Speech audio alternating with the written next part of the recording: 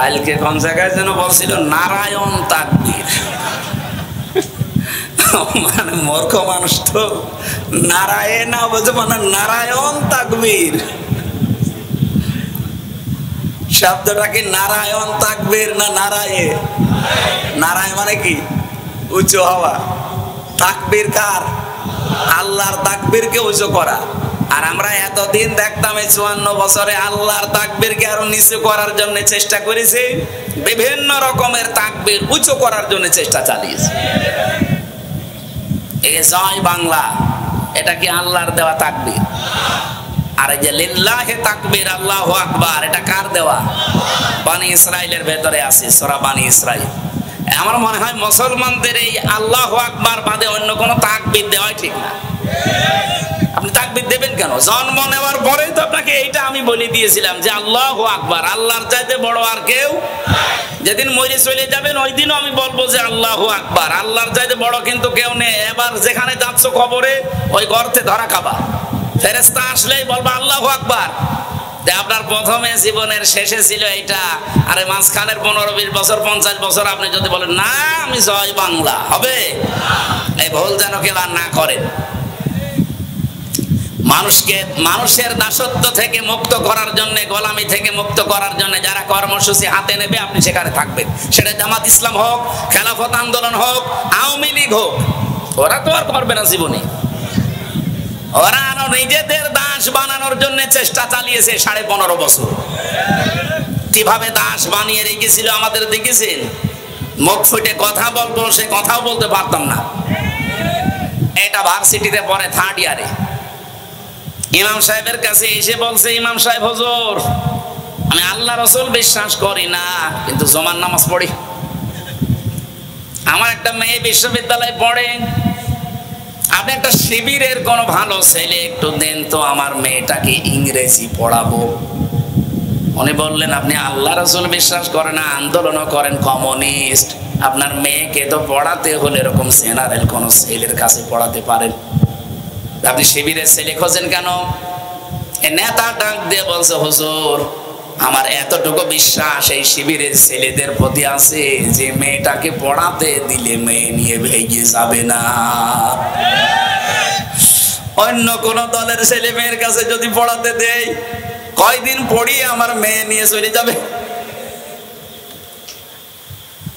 সুতরাং প্রমাণ যখন হয়ে গেছে এই মিথ্যা তহমত আর এদেশের মানুষের সামনে শিবিরের ওপরে, ছাত্রী সংস্থার ওপরে দেওয়া যাবে না। আপনার বিবেকের ওপরে কি কুকুরে পোশাক করে দিয়েছে যে এত বড় মিথ্যা কথা আপনি বলেন? আমার তো মনে হয় যারা এই 54 বছর পরও এখন এই মিথ্যা তহমত গুলো এই কিয়ামতের দিনের এই দায়িত্বশীল মানুষদের উপরে, কর্মীদের উপরে দেয়, তারা মেয়াদ উত্তীর্ণ গাঁজা খেয়েছে। কারণ মেয়াদওয়ালা গাঁজা খেলে কি হয় আমি দেখেছি। আমাদের কুষ্টিয়ায় তো লালনের ফ্যাক্টরি, গাঁজার ফ্যাক্টরি, এখানে যারা পড়ে আছে রাত দিন এরা গাঁজা খায়, কারণ পুলিশ ওদের পাহারা দিয়ে গাঁজা খাওয়ায়। কিন্তু ওরা মেয়াদ উত্তীর্ণ না, মেয়াদওয়ালা গাঁজা খায়। যার মেয়াদ আছে এই গাঁজা খায়, এই জন্য ওরা উল্টা পাল্টা বকে না। কিন্তু আমরা এই দেশে যাদেরকে কথা বলতে দেখি, এরা আমার মনে হয় মেয়াদ উত্তীর্ণ গাঁজা খেয়ে উল্টা পাল্টা বকে।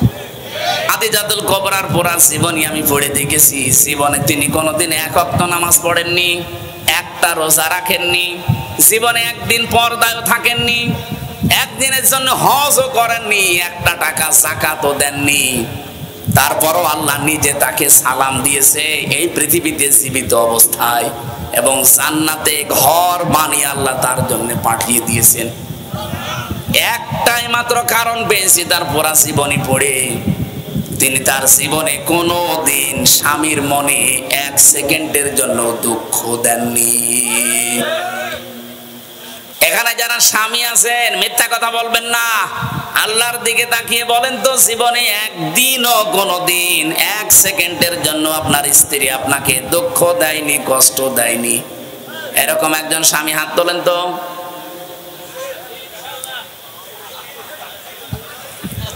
আপনার কি বউ না ফেরেশতা? এত বড় বড় হুজুর হাত তুলতে পারছে না, আমিও পারি না, আমি তুলবো কেন? মিথ্যা কথা বলা না, সম্ভব না। সম্মানিত মা বোনেরা, আমি হাসির খোরাকি দেওয়ার জন্য বলি নাই, আপনারা হয়তো দেখতে পাচ্ছেন। তাকান, এতগুলো স্বামী এখানে আছে, 2 জন হাত তুলেছে, তাও অবিবাহিত। আর আমরা এত বড় বড় হুজুর পাশে বসে আছি, আমাদের একটা বউ এরকম পেলাম না গো। আশা করছি এলাকায় যারা বউ আছে তারা যেন খাদিজাতুল কুবরার মতো হয়। বলেন বলেন।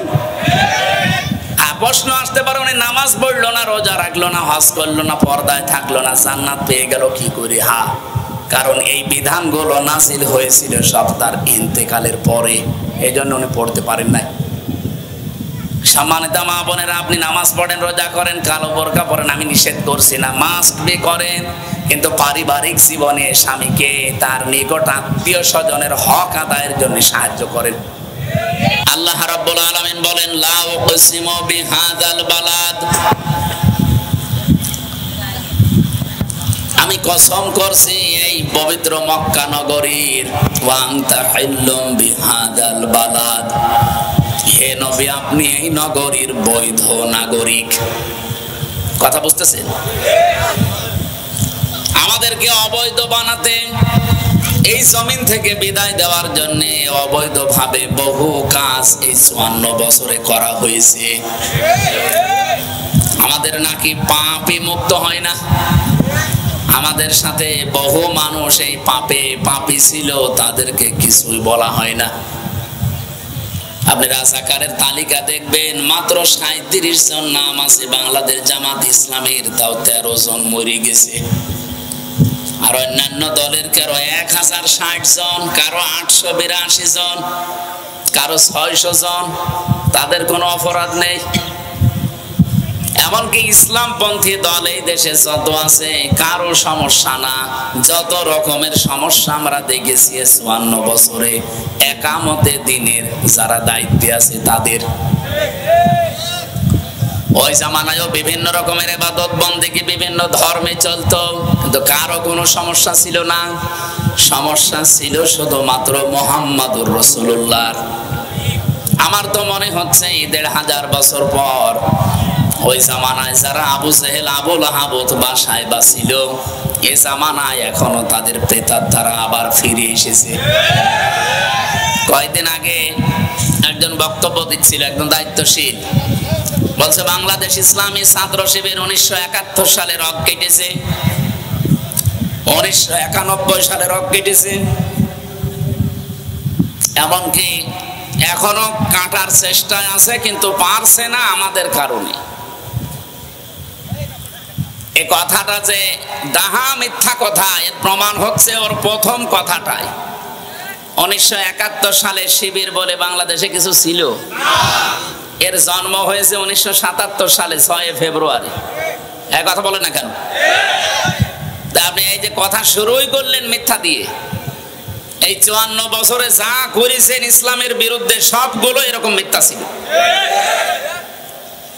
আল্লাহ তাআলা এই জন্য কসম দিয়েছেন নবীকে, লা উকসিমু বিহাযাল বালাদ, এই পবিত্র মক্কা নগরের কসম দিয়ে আমি আল্লাহ বলছি, ওয়া আনতা হিল্লুম বিহাযাল বালাদ, আপনি এই নগরের বৈধ নাগরিক।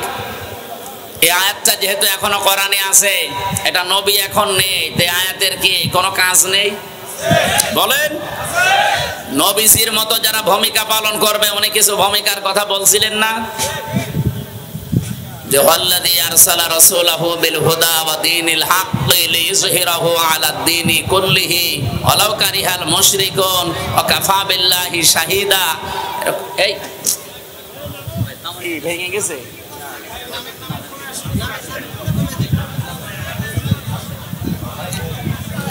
আরে আল্লাহ, এত মাছের বাজারও এত আওয়াজ হয় না। বসে থাকলে কি ভেঙে পড়ে যাবে? তো ভেঙে পড়ে যা, মানে বসে থাক, অসুবিধা কি? নড়াচড়া না করলে হলো। আমি তো ঝাঁকি মারা বক্তা না, আমি আস্তে আস্তে কথা বলি। ঠিক আছে ভাই, বসেন। যারা নড়াচড়া না করে বসেন, কথা বলা যাবে না ভাই।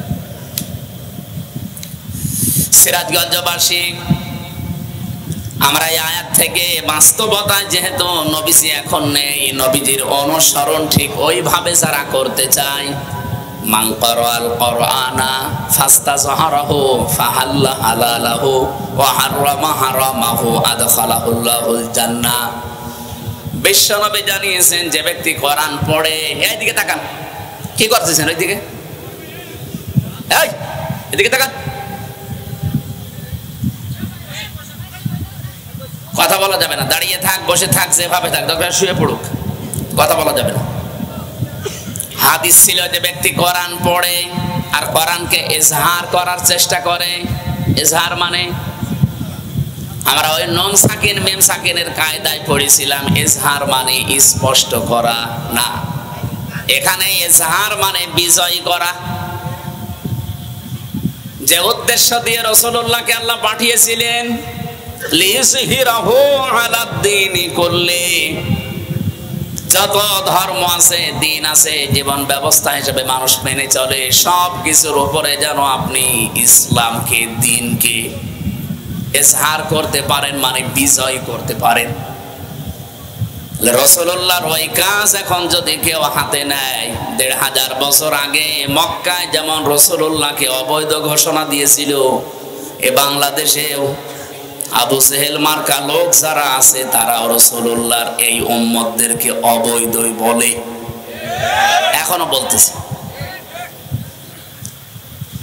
আল্লাহ পাক বলেন, আমি আল্লাহ নিজে যেহেতু হুয়াল্লাযী আরসালা রাসূলাহু বিল হুদা, আমি নিজে আপনাকে পাঠিয়েছি, এ দিন বিজয় করার দায়িত্ব আপনার না, কাজ করার দায়িত্ব আপনার, আর বিজয়ী করার দায়িত্ব কার? ওয়ালা তাহিনু ওয়ালা তাহসানু ওয়া আনতুমুল আ'লাউনা, কোনো চিন্তা নেই, কোনো ভয় নেই, ভেঙে পড়বা না। তাহিনু মানে ভেঙে পড়া, কোন সময় ভেঙে পড়বা না, মনোবল হারাবা না, কখনো দুশ্চিন্তাও করবা না, ভয়ও পাবে না।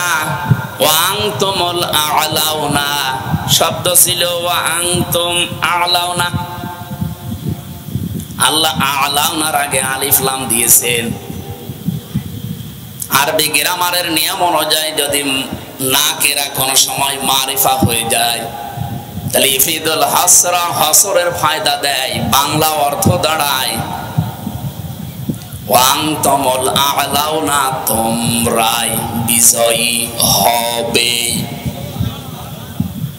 ইন কুনতুম মুমিনিন, শর্ত হচ্ছে যদি মুমিন হতে পারো।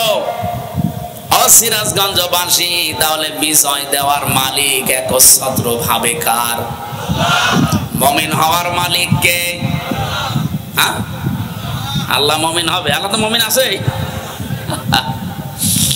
মুমিন হওয়ার দায়িত্ব আমাদের, বিজয় দেওয়ার দায়িত্ব আমাদের না, কার?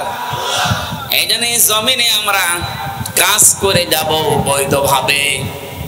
এতদিন যারা অবৈধ ঘোষণা দিচ্ছিলেন, আল্লাহ যেন তাদের অবৈধ ঘোষণা দিয়ে দিয়েছে। কতগুলো কসম আল্লাহ দিয়েছেন, ওয়া ওয়ালিদি ওয়া মা ওয়ালাদা লাকাদ খালাকনাল ইনসানা ফি কাবাদ।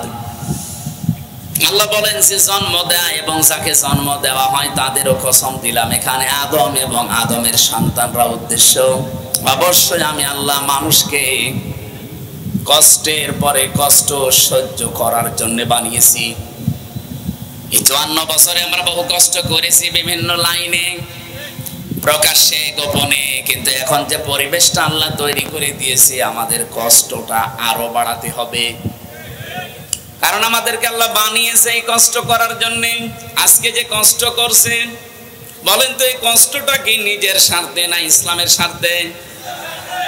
আল্লাহ আমাদেরকে বানিয়েছেন দুনিয়াতে এই কষ্টের পরে কষ্ট সহ্য করার জন্য। সে মা বাবা যে বিছানায় ছিল ওখান থেকে শুরু করে হামজা পর্যন্ত, আপনি দেখেন কতগুলো কষ্টের পথ পাড়ি দিয়ে অতিক্রম করে এ পর্যন্ত আসা লেগেছে। বাবা যখন বীর্যটা ফেলে দেয়, ফালিয়ানজুরিল ইনসানু মিম্মা খুলিকা মিম্মা দাফিকি ইয়াখরুজু মিন বাইনিস সুলবি ওয়াত তারাইব।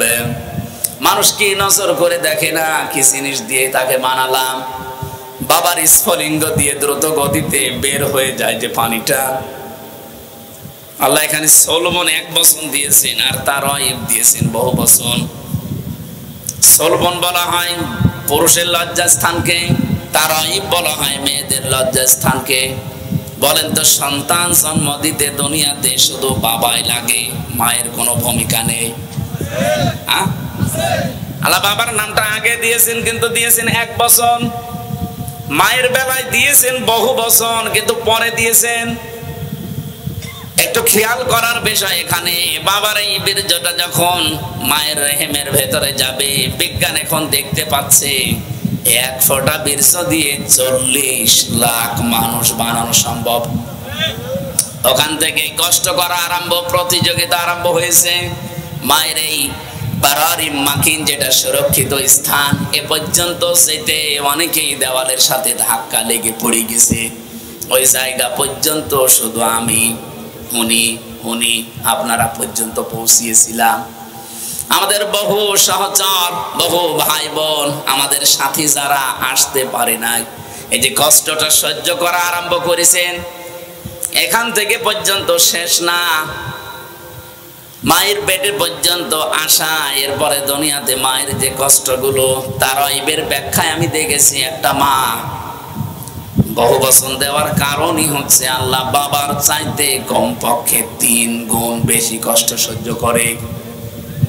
পেটে রাখার যে কষ্ট 10 মাস 10 দিন, এটা আজ পর্যন্ত দুনিয়ার কোনো বাবা টের পায়নি, আর পাবেও না। কি কথা বলেন না? ডেলিভারির যে কষ্টটা, এই কষ্ট পরিমাপ করার যন্ত্র আছে। এ দুনিয়াতে যত পুরুষ মানুষ আছে, সর্বোচ্চ 45 ইউনিট কষ্ট দিলে মরে যাবে। এরপরে আর সে সহ্যের বাইরে চলে যাবে, সে আর পারবে না। তো বিজ্ঞান বলে, একজন মানুষ দুনিয়াতে যখন জন্ম নেয়, তার মা কমপক্ষে 57 ইউনিট কষ্ট সহ্য করে। এই জন্য এখান থেকে আমরা শিক্ষা দিতে চাই, যতদূর আওয়াজ পৌঁছায় ইন্টারনেটে চলে যাচ্ছে, দুনিয়াতে আর যাই করেন, অন্তত বৈধ কোনো কারণে মাকে কষ্ট দেওয়া যাবে না। তো বহু মানুষ আজ মায়ের খোঁজ খবর পর্যন্ত নেয় না।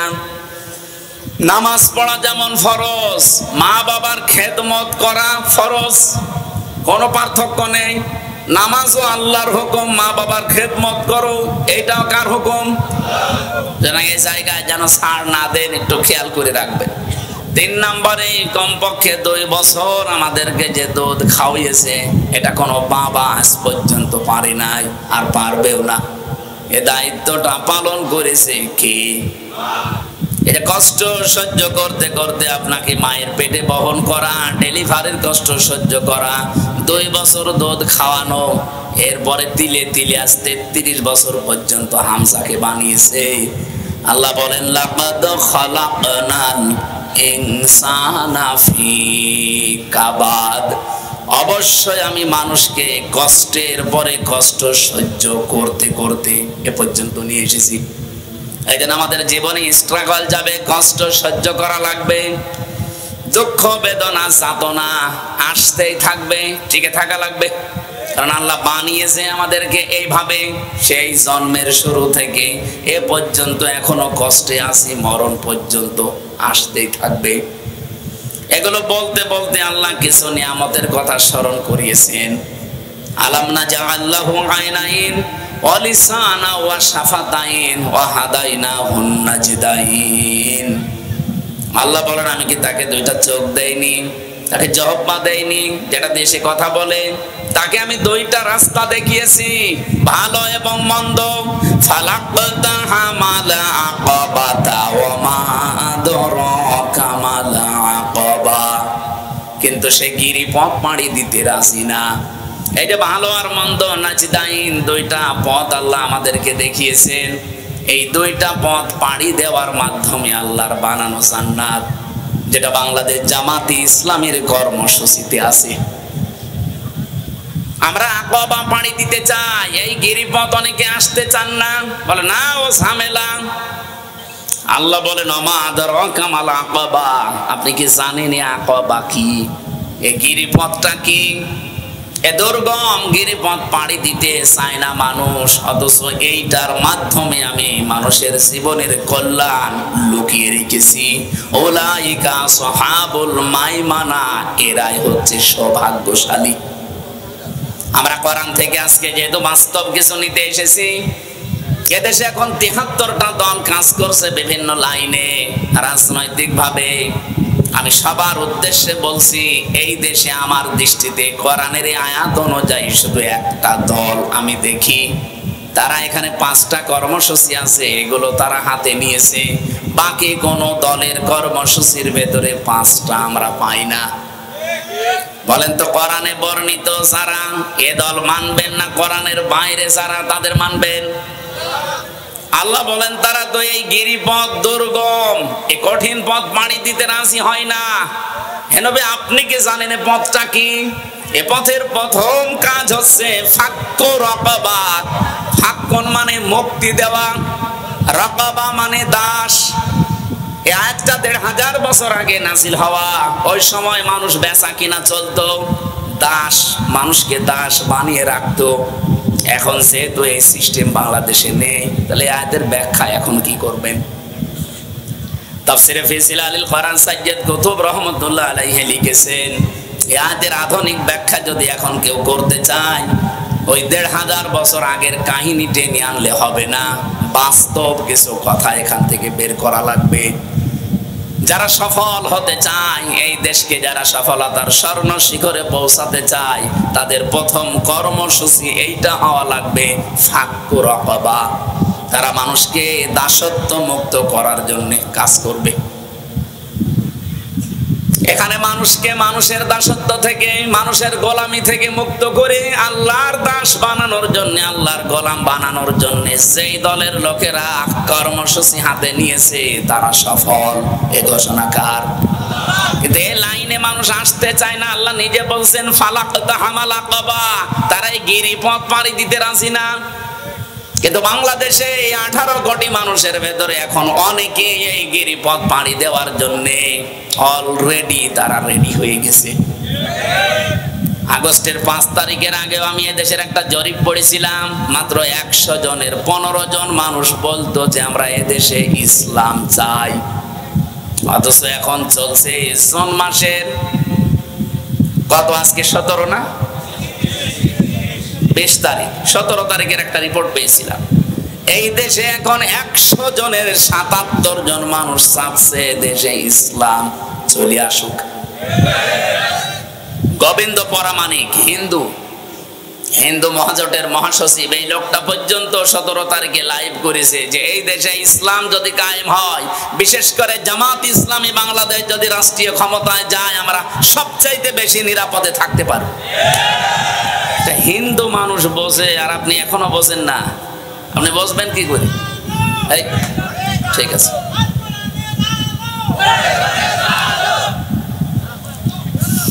আমার ভাইরা, আমি একটা দল করি, ওটা আলাদা বিষয়, কিন্তু এখন আমি কথা বলছি সবাইকে নিয়ে। যদি কোরআনে বর্ণিত এই কথাগুলো যে দলের সাথে মেলে, ওই দল না মেনে অন্য দল তালাশ করেন, আপনি জালেম। কথা বলেন কেন? আমান আসলামু মিম্মান ইফতারা আলাল্লাহিল কাযিবা ওয়া হুয়া ইউদআ ইলাল ইসলাম আল্লাহু লা ইয়াহদিল কওমাজ জালিমিন। আল্লাহ তাআলা বলেন, আপনি জালেম দেখতে চান? আসলাম ইসমে তাফসীল।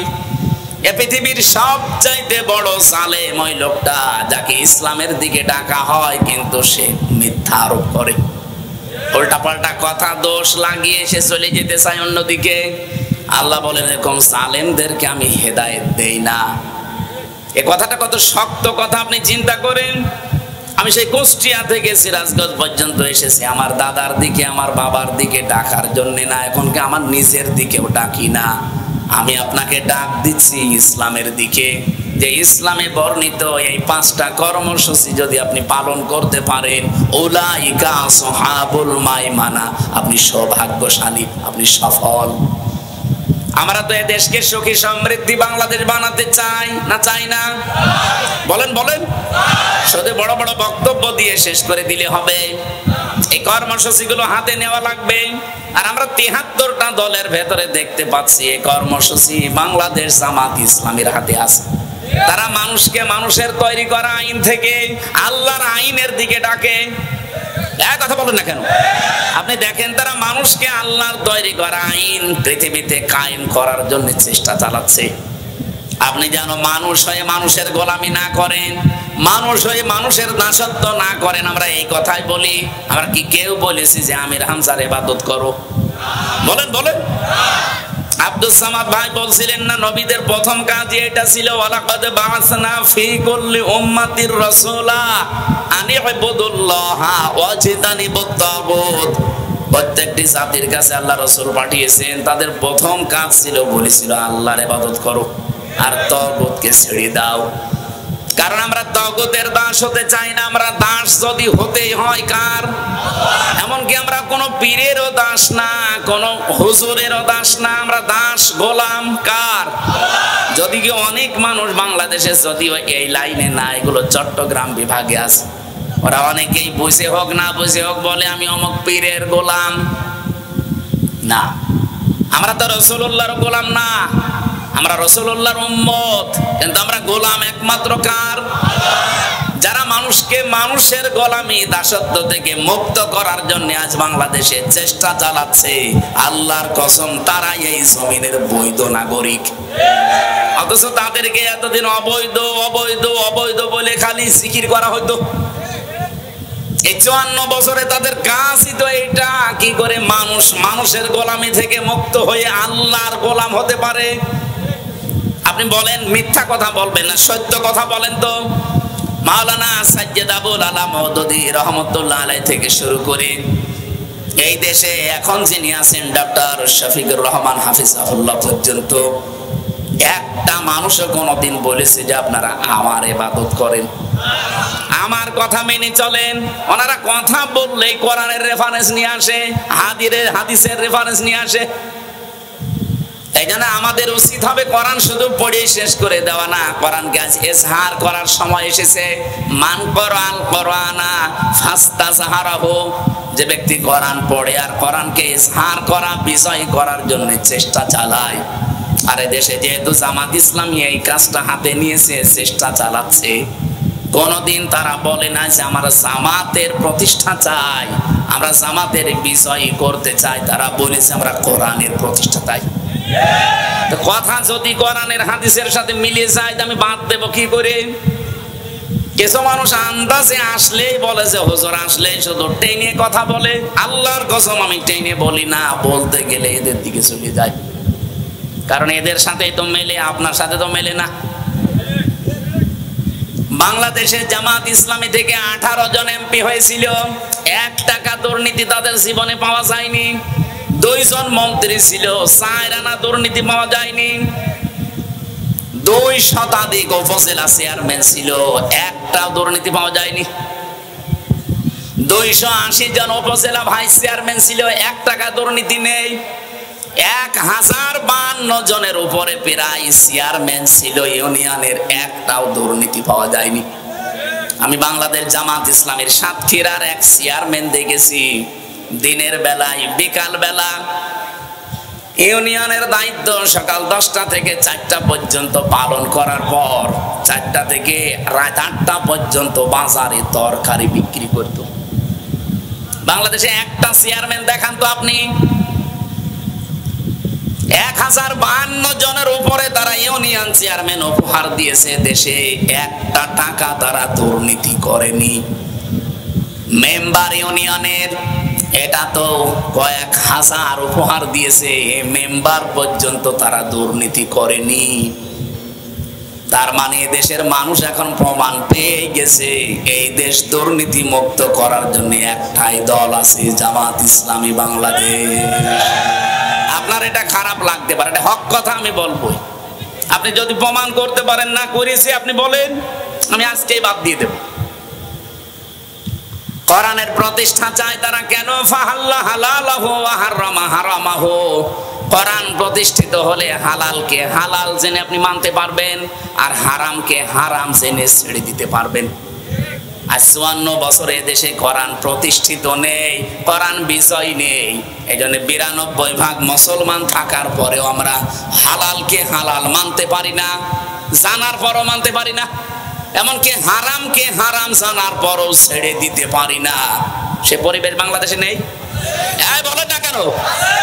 তাহলে আমরা তো এইটাই চাচ্ছি যে কোরআন যদি বিজয় থাকে তাহলে হালালকে হালাল যেন আমরা মানতে পারবো, যেন আমরা ছেড়ে দিতে পারবো। নবীজি বলেন আদখালাহুল্লাহুল জান্নাহ, তাহলে আল্লাহ তাদেরকে জান্নাতে দিয়ে দিয়েছে না দেবে? আল্লাহ কি তাদের জান্নাতে দিয়ে দিয়েছে না দেবে? দিয়ে দিয়েছে। আদখালা এটা মাঝি। আমার প্রশ্ন, আমরা কি এখনো মারা গেছি? বলেন বলেন। তা আমরা জান্নাতে চলে গেলাম কি করে? জবাব হচ্ছে, যদি সত্যি কোরআন বিজয় হয়ে যায় কোন এলাকায়, কোন দেশে, ওখানে হালালকে হালাল জেনে আপনি মানতে পারবেন, হারামকে হারাম জানার পরে ছেড়ে দিতে পারবেন, সে পরিবেশ কায়েম হয়ে যাবে। তখন আপনি দেখবেন এই বাংলাদেশটা 56,000 বর্গ মাইল একটা মিনি জান্নাত হয়ে গেছে। এইটা দেখার আশায় আছি। আল্লাহ যেন মরণের আগে এটা দেখার তৌফিক দান, বলেন আমিন। 54 বছরের ভেতরে আমার তো 33 বছর, ভাইয়ের বয়স কত আমি জানি না, 65 বছর। তার মানে বাংলাদেশ হওয়ার আগে ওনার জন্ম। এই 54 বছরে যদি ওনার থেকে আমার থেকে শুরু করে আমরা দেখতে পেতাম যে কোরআনে দেশে বিজয় আছে, আপনি একটা মিনি জান্নাত পেয়ে যেতেন। এরকম একটা জান্নাত আমরা সামনে উপহার দিতে চাই আপনাদেরকে নিয়ে। আপনারা রাজি নেই? যারা রাজি নেই তারা বাদ। আমরা অন্তত 100 জনের 77 জন মানুষ অন্তত মতামত দিয়েছে যে আমরা রাজি আছি। এই জন্য বড় আশা নিয়ে বুক বেঁধেছি, এবার কোরআন সংসদে যাবে।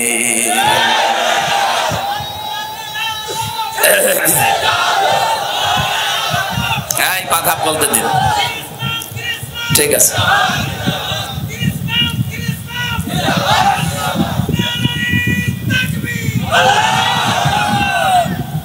কালকে কোন জায়গায় যেন বলছিল নারায়ণ তাকবীর। মানে মূর্খ মানুষ তো নারায়ণ না বলছে, মানে নারায়ণ তাকবীর। শব্দটা কি নারায়ণ তাকবীর না নারায়ে? নারায় মানে কি? উঁচু হওয়া। তাকবীর কার? আল্লাহর তাকবীরকে উঁচু করা। আর আমরা এতদিন দেখতাম এই 54 বছরে আল্লাহর তাকবীরকে আরো নিচু করার জন্য চেষ্টা করেছি, বিভিন্ন রকমের তাকবীর উঁচু করার জন্য চেষ্টা চালিয়েছি। এই জয় বাংলা, এটা কি আল্লাহর দেওয়া তাকবীর? আর এই যে লিল্লাহি তাকবীর, আল্লাহু আকবার, এটা কার দেওয়া? বনি ইসরাইলের ভেতরে আছে, সূরা বনি ইসরাইল। আমার মনে হয় মুসলমানদের এই আল্লাহু আকবার বাদে অন্য কোনো তাকবীর দেওয়াই ঠিক না। আপনি তাকবীর দেবেন কেন? জন্ম নেওয়ার পরেই তো আপনাকে এইটা আমি বলে দিয়েছিলাম যে আল্লাহু আকবার, আল্লাহর চাইতে বড় আর কেউ। যেদিন মরে চলে যাবেন ওই দিনও আমি বলবো যে আল্লাহু আকবার, আল্লাহর চাইতে বড় কিন্তু কেউ নেই। এবার যেখানে যাচ্ছ কবরে, ওই গর্তে ধরা খাবা, ফেরেশতা আসলেই বলবা আল্লাহু আকবার। যে আপনার প্রথমে জীবনের শেষে ছিল এইটা, আরে মাঝখানের 15-20 বছর 50 বছর আপনি যদি বলেন না আমি জয় বাংলা, হবে? এই ভুল যেন কেউ আর না করেন। মানুষকে মানুষের দাসত্ব থেকে মুক্ত করার জন্য, গোলামি থেকে মুক্ত করার জন্য যারা কর্মসূচি হাতে নেবে আপনি সেখানে থাকবেন। সেটা জামাত ইসলাম হোক, খেলাফত আন্দোলন হোক, আওয়ামী লীগ হোক, ওরা তো আর করবে না জীবনে। ওরা আরো নিজেদের দাস বানানোর জন্য চেষ্টা চালিয়েছে 15.5 বছর। কিভাবে দাস বানিয়ে রেখেছিল আমাদের দেখেছেন? মুখ ফুটে কথা বলবো, সে কথাও বলতে পারতাম না। আমি যেহেতু কোরআনে কারিমে বর্ণিত এই কর্মসূচিটা বাংলাদেশ জামাত ইসলামী, ইসলামী ছাত্র শিবির, ইসলামী ছাত্রী সংস্থা এদের ভেতরে পেয়েছি। এজন্য আপনাকে আহ্বান জানায়, আসেন আপনি জামাত ইসলামীর পতাকা তলে ছেলে মেয়েদেরকে ইসলামী ছাত্র শিবির, ইসলামী ছাত্রী সংস্থায় নির্দ্বিধায় দিয়ে দেন। ওকে চরিত্রবান করে গড়ে তোলার দায়িত্ব ওই সংগঠনের। আমার তো ছেলে নেই যে আমি শিবিরে দিয়ে দেব, আমার মেয়ে দিয়েছে আল্লাহ 3টা। বড় হোক ওরা, নির্দ্বিধায় চোখ কান বন্ধ করে ইসলামী ছাত্রী সংস্থায় দিয়ে দেব। ওদেরকে গড়ে তুলে যোগ্য ফাতেমাতুজ জোহরার মতো উত্তরসূরি বানিয়ে দেবে ওই সংগঠন। আমি যদি পারি, আপনি পারবেন না মানে?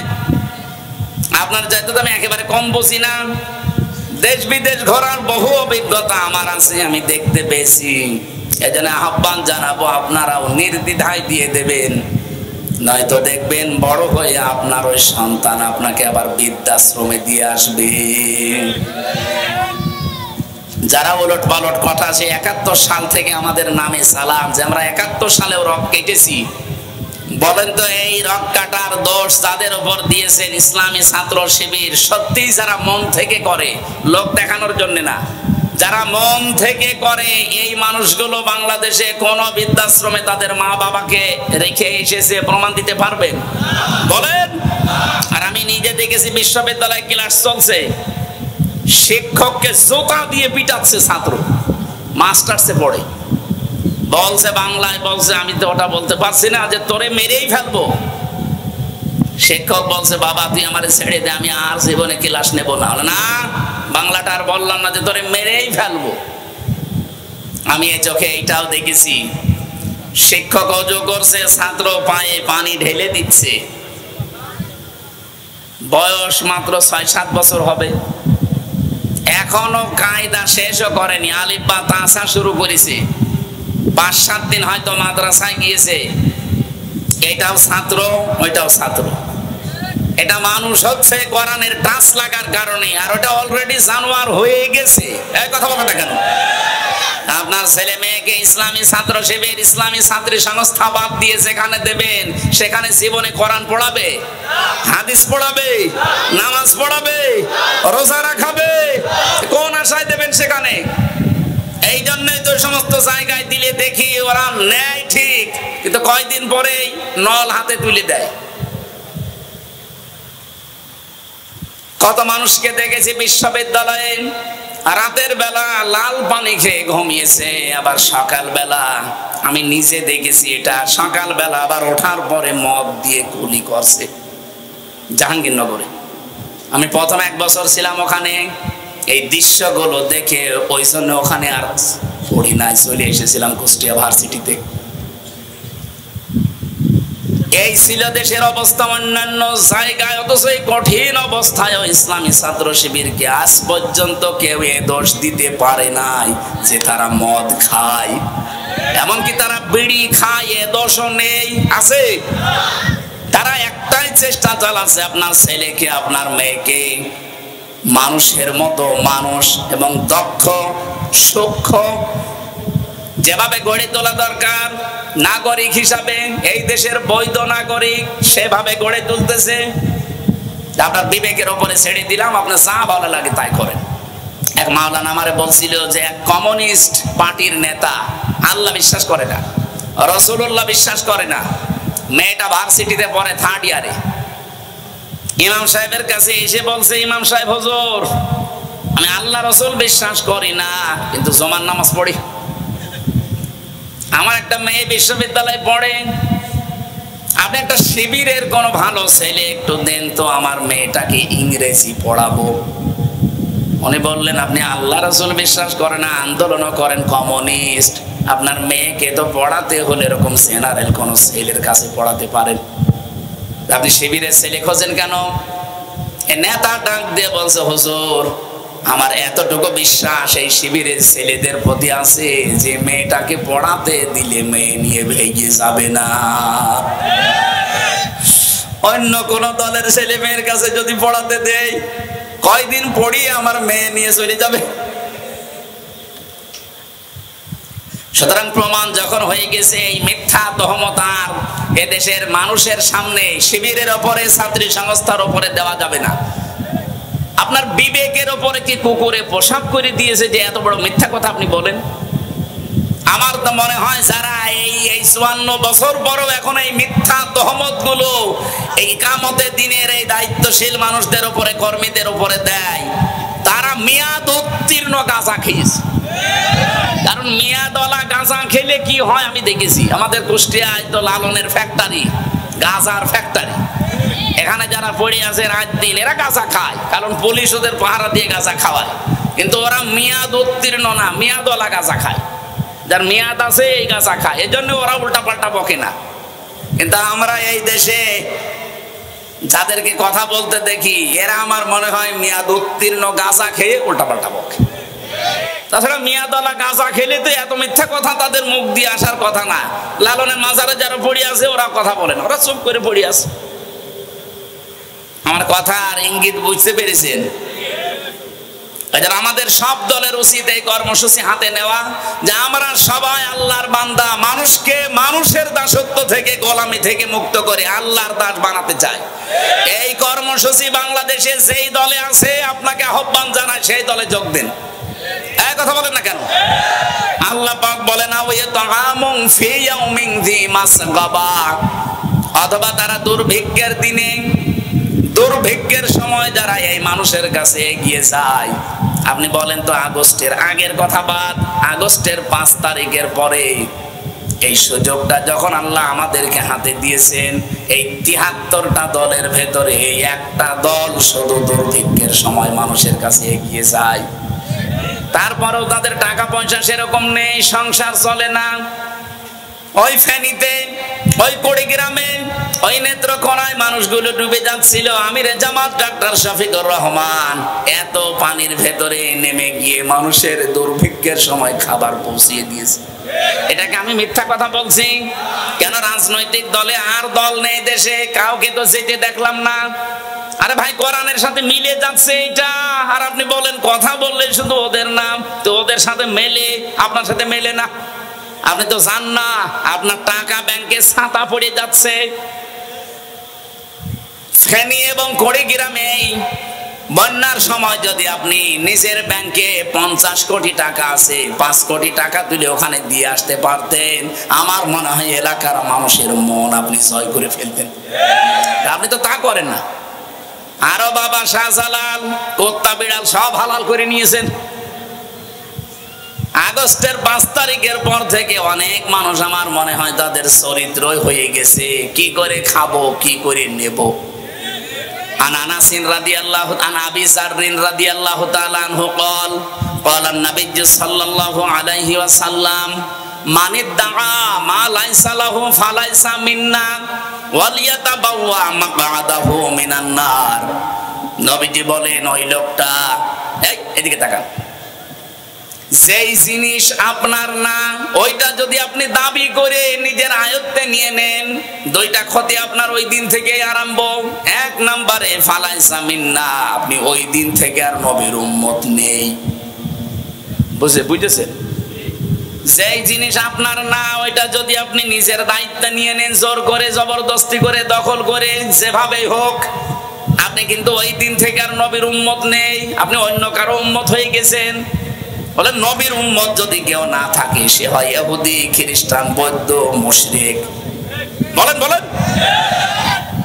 আমরা আগস্টের 5 তারিখের পরে হাদিসের বাস্তব নমুনা পেয়েছি, যেটা যার না জোর করে, চাঁদাবাজি করে, দখল করে, ছিনতাই করে, যেভাবে হোক নিজের আয়ত্তে নিয়েছে। এই কথা বলা লাগবে। বহু মানুষের চরিত্র এরকম ছিল না, এখনো আছে, কিন্তু এই দোষী এখনো পর্যন্ত বানাতে পারেনি একামতে দিনের নেতা কর্মীদেরকে। আপনার চাইতে তাদের অভাব কম, আপনার চাইতে তারা নির্যাতিত কম। কই, তারা তো চাঁদাবাজি করে না, তারা তো মাস্তানি করে না, তারা তো মানুষ হত্যা করে না, তারা তো ছিনতাই রাহাজানি করে না, মানুষের জিনিস অবৈধভাবে দখল করে না। আপনি করেন কেন? আমি হাদিসের বাংলা অর্থ বললাম, আপনি নবীর উম্মত আর নেই। 2 নাম্বারটা আরো কঠিন, ওয়ালিয়াতাবাওয়া মাকআদাহু মিনান নার। নবীজি বলেন সে যেন জাহান্নামে নিজের একটা স্থান তৈরি করে নিল। বলেন নাউজুবিল্লাহ। আমি আহ্বান জানাচ্ছি, এই দুর্ভিক্ষের সময়, বিভিন্ন সময় যখন আসবে এরকম অতিবৃষ্টি, অনাবৃষ্টি, বন্যা, জলোচ্ছ্বাস, বিভিন্ন রকমের প্রাকৃতিক দুর্যোগ আসবে, আপনি এই 73টা দলের ভেতরে যেই দলকে দেখবেন যে আগে মানবতার কাছে এগিয়ে যায়, আপনি সেই দল করবেন। এরপরও যদি আপনার বিবেকে সাই না দেয়, কোরআন শরীফের সূরা বালাদ এগুলো পড়ে দেখেন, আমি বানিয়ে বলছি কিনা। ইয়াতীমান যা মাকরাবা, ইতিম নিকট আত্মীয়র ভেতরে যারা আছে এদের খোঁজ খবর নেয় যারা। করিব থেকে শব্দটা এসেছে, যারা নিকট আত্মীয়র ভেতরে ইতিম আছে এদের খোঁজ খবর নেয়। আমরা বাংলাদেশে এইটাও বাংলাদেশ জামাত ইসলামের ভেতরে পাই। আর যদিও আমরা অনেকে এটা 100% মানতে পারছি না আমাদের পরিবারস্থ লোকদের কারণে। এলাকায় কি অবস্থা আমি জানি না, বহু মানুষ আমরা কিন্তু চাই আমার নিকট আত্মীয় স্বজনের ভেতরে যারা গরিব আছে তাদের হক আমরা 100% আদায় করি, কিন্তু পারি না। আমার বাড়ির বউ, তার জন্যে এরকম বউ দেশে নেই। আমার সম্পর্ক আমার বোনের সাথে খারাপ হয়ে গেছে আমার বউর কারণে। আমার নিজের আপন ভাইয়ের সাথে আমার সম্পর্কটা খারাপ হয়ে গেছে আমার বউর কারণে। আর আমার বউকে বারবার ঔষধ খাওয়ায় আমার শাশুড়ি। এরকম বউ শাশুড়ি দেশে নেই। হ্যাঁ বলেন না কেন? মা বোন যারা এসেছেন, খালি নামাজ পড়া রোজা রাখার কালো বোরকা পরা ইবাদত না, এই জায়গাটা আজ আমরা রক্ষা করতে পারছি না। হ্যাঁ, যারা একামতে দিনের একনিষ্ঠ ভাবে দল করবে, দেখবেন তাদের যে 7-9টা কর্মসূচি আছে লিখা লাগে প্রতিদিন, তার ভেতরে একটা আছে যে পারিবারিক বৈঠক করা লাগবে সপ্তাহে একদিন। এটা যদি আমরা চালু করতে পারতাম পঙ্খানো, তাহলে আমাদের স্ত্রীগুলো হযরতে ফাতিমাতুজ জোহরার মতো হতো, খাদিজাতুল কুবরার মতো হতো। খাদিজাতুল কুবরার পুরা জীবনী আমি পড়ে দেখেছি। জীবনে তিনি কোনোদিন 1 ওয়াক্ত নামাজ পড়েননি, একটা রোজা রাখেননি, জীবনে একদিন পর্দায়ও থাকেননি, একদিনের জন্য হজও করেননি, 1 টাকা যাকাতও দেননি। তারপরও আল্লাহ নিজে তাকে সালাম দিয়েছে এই পৃথিবীতে জীবিত অবস্থায়, এবং জান্নাতে ঘর বানিয়ে আল্লাহ তার জন্য পাঠিয়ে দিয়েছেন। একটাই মাত্র কারণ পেয়েছি তার পুরা জীবনী পড়ে, তিনি তার জীবনে কোনো দিন স্বামীর মনে 1 সেকেন্ডের জন্য দুঃখ দেননি। এখানে যারা স্বামী আছেন মিথ্যা কথা বলবেন না, আল্লাহর দিকে তাকিয়ে বলেন তো, জীবনে একদিনও কোনোদিন 1 সেকেন্ডের জন্য আপনার স্ত্রী আপনাকে দুঃখ দেয়নি, কষ্ট দেয়নি? এরকম একজন স্বামী হাত তোলেন তো।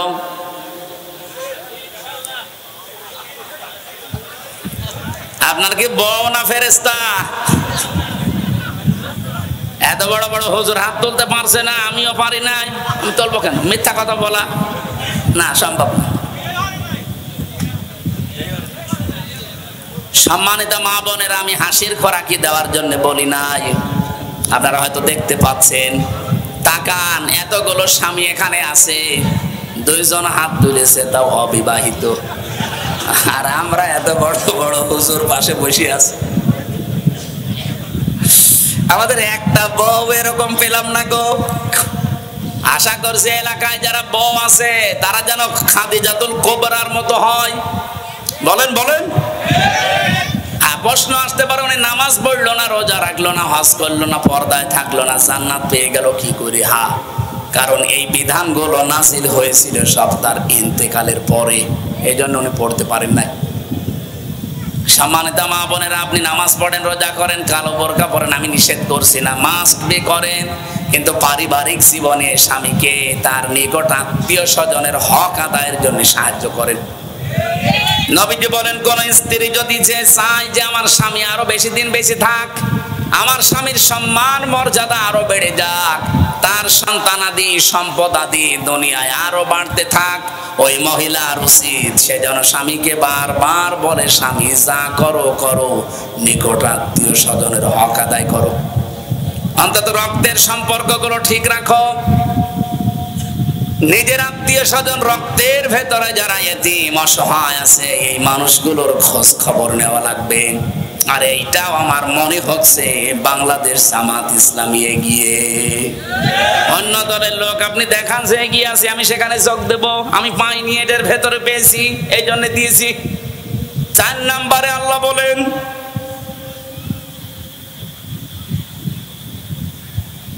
আও মিসকিনান যা মাতরাবা, যে তুরব থেকে এসেছে। তুরব মানে মাটি, ধুলা মলিন। যে মিসকিন গুলো, অসহায় মানুষগুলো, ধোলা মলিন, এই মানুষগুলোর কাছে যারা এগিয়ে যায়। এই কর্মসূচি আপনি মন থেকে বলেন তো, বাংলাদেশে কোন দল হাতে নিয়েছে? খালি ক্ষমতায় যাব, ক্ষমতায় যাব, এই জিকির বাদ দেন। এইগুলো নিজের দলীয় কর্মসূচিতে ইনক্লুড করেন, ঢোকান, প্রবেশ করান, এইগুলো লিখে আজকে থেকে আমল করা আরম্ভ করেন। বাংলাদেশের কত রাস্তাঘাট এই বৃষ্টির কারণে নষ্ট হয়ে যাচ্ছে। কোন দলের লোক তো সে 5 গাড়ি ইট দিয়ে রাস্তাটা একটু মেরামত করে দেয় না। আমার নিজের দেখা কুষ্টিয়া বটতল থেকে পোড়াদা পর্যন্ত রাস্তাটা চলার অযোগ্য হয়ে গেছে।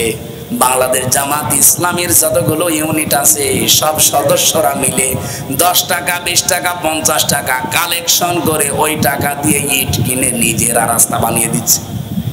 আজ বাংলাদেশে সব দলের লোক যদি এই প্রতিযোগিতা আরম্ভ করতাম যে আমরাও আছি, তোমরা 2 গাড়ি ইট দিলে আমরা 4 গাড়ি দেব, ওরা 4 গাড়ি দিলে আমরা 8 গাড়ি দেব, ও রাস্তা সরকারের করাই লাগতো না। এক কথা বলেন না কেন? চট্টগ্রামের একটা খাল পরিষ্কার করার জন্য 400 কোটি টাকা চেয়েছিল সরকারের কাছে। অথচ বাংলাদেশ জামাত ইসলামের সিংহ পুরুষ আলহাজ শাহজাহান চৌধুরী, সাবেক এমপি, উনি বলেছে 1 টাকাও দেওয়া লাগবে না। আমার জামাত ইসলাম থেকে 10 টাকা 50 টাকা কালেকশন করে 1 কোটি টাকায় খাল আমি পরিষ্কার করে দেব, তাই দিয়েছে। সারা পৃথিবী প্রশংসায় ভাসতেছে। কিন্তু দেখলাম তার পরের দিন একজন বক্তব্য দিচ্ছে যে না, খাল সেরকম পরিষ্কার হয়নি, সুতো দিয়ে পিটানো দরকার না। শয়তান, তুই বললি যে আমার 400 কোটি টাকা লাগবে এটা পরিষ্কার করতে, আর তারা 1 টাকা নেয়নি। মাথার ঘাম পায়ে ফেলে 10-50 টাকা কালেকশন করে 1 কোটি টাকা দিয়ে সে খাল পরিষ্কার করে দিল। রাষ্ট্রের তো 400 কোটি টাকা বেঁচে গেল, মার হাওয়া দেওয়ার দরকার ছিল। কথা বলেন না কেন? আর বদনাম করছে যে না, খাল সেই রকম পরিষ্কার হয়নি। তোমার কাছে দিলে পরিষ্কার হওয়া দূরের কথা, পোড়াটাই খেয়ে ফেলছে। গত কয়েকদিন আগে রাজনৈতিক দলের একজন নেতা, আমি নাম নিলাম না, উনি আমারে বলছিলেন এই দেশে যত বাজেট হয় রাস্তার জন্য, ব্রিজের জন্য, কালভার্টের জন্য, 100 টাকা বাজেট হলে 3 টাকা খরচ হয়, আর 97 টাকার আল্লাহর ওলিরা খেয়ে ফেলে। বাইরের দেশগুলো আজ দাঁড়িয়ে যাচ্ছে। মালয়েশিয়া 2004 সালের পর থেকে দাঁড়িয়ে গেছে, সিঙ্গাপুর দাঁড়িয়ে গেছে। কেন? কারণ তাদের 100 টাকা বাজেট হলে 97 টাকা খরচ হয়, 3 টাকা হয়তো এদিক ওদিকে যায়। আর আমাদেরটা পুরা উল্টা। আমরাও এবার দাঁড়াতে চাই, এই জন্য গ্যারান্টি দিয়েছেন আমিরে জামাত।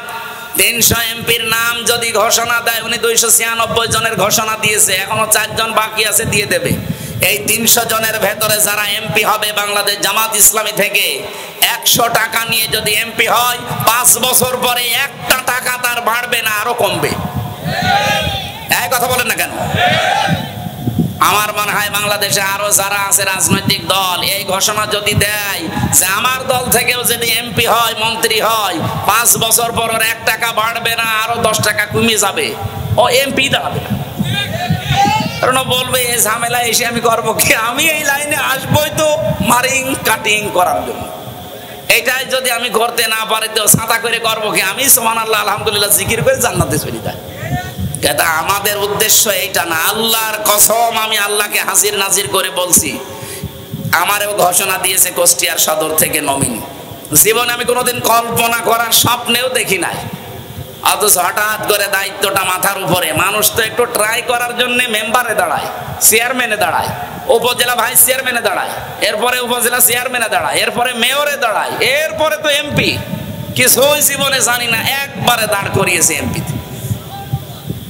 কারণ আমাদের জীবনে আমাকে আল্লাহ যতটুকু দিয়েছে, 100 টাকা নিয়ে যদি এখন আমি এমপি হতে পারি, 5 বছর পরে 101 টাকা হবে না। যদি হয় আমার খবর আছে। এই কথা বলেন না কেন? আর আমরা দেখেছি এই দেশে ভূমি মন্ত্রী ছিল একজন, তার 620টা বাড়ি। কত? শয়তানের বাড়ি কত লাগে বলেন তো? একটা বাড়িতেও তো এখন থাকতে পারেন না। কোরআনে কারিমে আল্লাহ জানিয়েছে, কাম তারাকু মিন জান্নাতি ওয়া উয়ুন ওয়া সুরু'i ওয়া মাকামিন কারীম। অনামাতিন কাযা অনামাতিন কানু ফিহা ফাকিহিন কাযালিকা ওয়া আওরাসনাহা কওমান আখরিন। হে নবী, ওরা কত বাগান, কত নিজের ঝর্ণা ধারা। এই ঝর্ণা বলতে শুধুমাত্র প্রাকৃতিক ঝর্ণা না, এই যে বাড়ির ভেতরে গোসলের ঝর্ণা তৈরি করে, এইটা উদ্দেশ্য।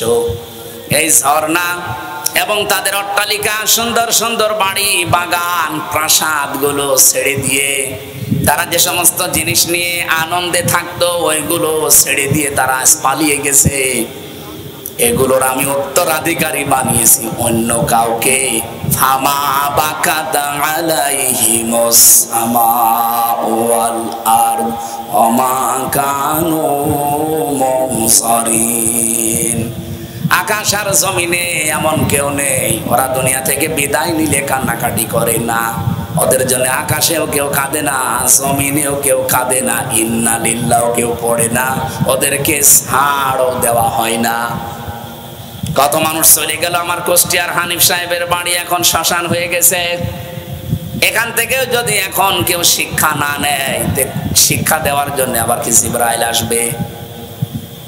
এরপরেও যারা সম্পদের পাহাড় তৈরি করছেন, ভেবে চিন্তে করেন, সত্যি যদি এভাবে করতে থাকেন, 5 বছর পার হওয়ার পরে দেখবেন আপনার বাড়িও জনগণ শ্মশান বানিয়ে ফেলেছে।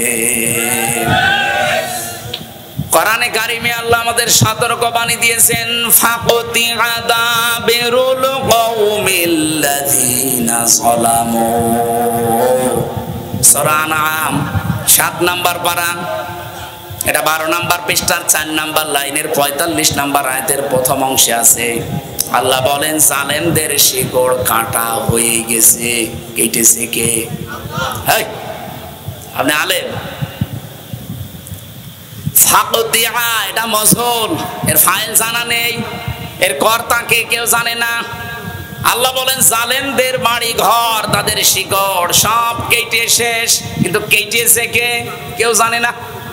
সারা বাংলাদেশের 630টা থানা, যতগুলো জালেমের বাড়ি ঘর প্রতিষ্ঠান আমি দেখেছি, কে ভেঙেছে কেউ জানে না। অথচ ভাঙা তো হয়েছে, না হয়নি? বলেন বলেন, ভাঙলো কে কেউ জানে না। এখান থেকে আমাদের শিক্ষা কি? আগামীতে আমরা যেন এরকম কিছু না করি। 620টা বাড়ি বানিয়েছে একজন মন্ত্রী, কিন্তু থাকতে পারে না একটা বাড়িতেও। এখন থাকে মালয়েশিয়া। সেদিন আমি গিয়েছিলাম মালয়েশিয়া, যেই হোটেলে উঠেছিলাম, নিচে নেমে দেখি শয়তান চা খাচ্ছে। আমারে বলছে, হুজুর আমি আগেই পালিয়েছি, দোয়া করেন। দোয়া করবো মানে? আপনার তো 620টা বাড়ি, থাকতে পারেন না, থেকে মার খাবো। এই দেশেও আমার বাড়ি আছে, সাহেব পাড়ায় আছে, সাহেব পাড়া বানিয়েছে, কিন্তু সেখানে তালা লাগানো, কেউ থাকে না। সাহেব পাড়ায় আপনার বাড়ি, সেখানে না থেকে হোটেলের বিল দেন। এখানে এত টাকা খরচ করে থাকেন কেন? যে দেশে 20 লাখ বাঙালি আছে, আমারে যদি দেখতে পাই পিটিয়ে ভর্তা বানিয়ে ফেলবে। এজন্য বহু কষ্ট করে এখানে আসি, কেউ জানে না। মাঝে মাঝে হালকা করে নামি চা খাওয়ার জন্য। আপনার সাথে দেখা হয়েছে, আপনি দোয়া করবেন, কিন্তু কাউকে বলবেন না।